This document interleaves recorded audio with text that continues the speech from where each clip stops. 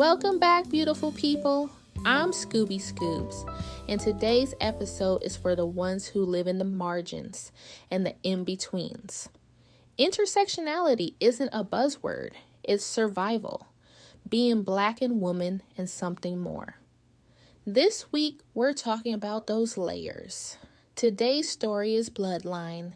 It's about history, immortality, identity, and the tension of carrying multiple truths at once.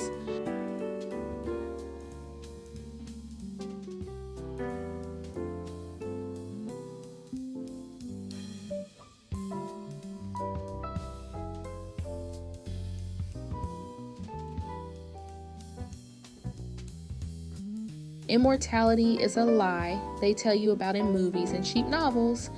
It's not eternal youth, it's eternal witness. Every moment etched into your memory like scars. Every decade, another layer of silence. Another story you can never fully tell.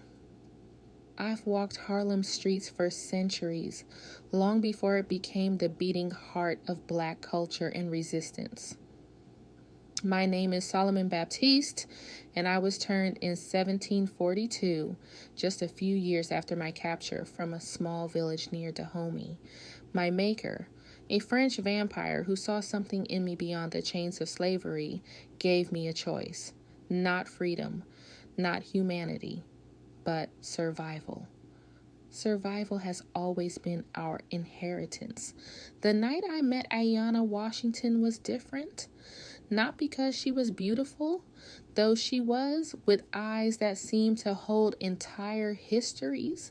Not because she was a historian, though her passion for uncovering forgotten stories matched my own centuries of accumulated knowledge. She was different because she saw me. Really saw me. I was sitting in my usual spot at the Dark Horse Cafe, a place that had survived generations of Harlem's transformations.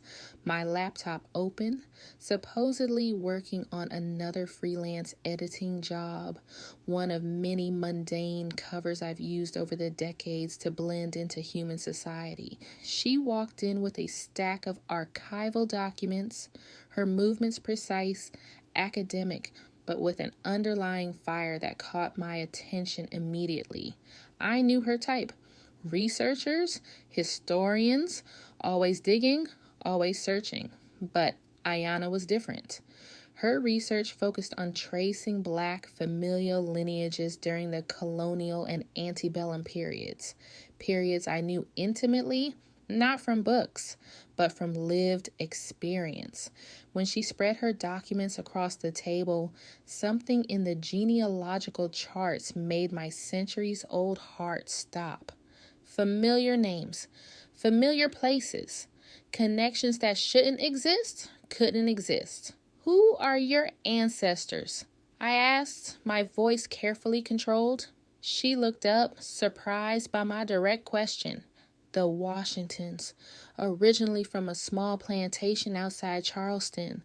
Why? I knew then that our meeting was no coincidence. The dark secret that had haunted me for generations was about to unravel. My transformation wasn't just about survival, it was about a promise, a blood oath made generations ago, connecting my bloodline to hers in ways neither of us could have imagined. The vampire who turned me wasn't random. He was a messenger, a protector. And Ayanna was the key to understanding why. As we began to unravel the mystery together, I was forced to confront the most terrifying prospect of my immortal existence, loving someone when love had always been a luxury I couldn't afford. Generations of pain, of survival, of hidden histories were about to break open, and I was terrified of what we might find.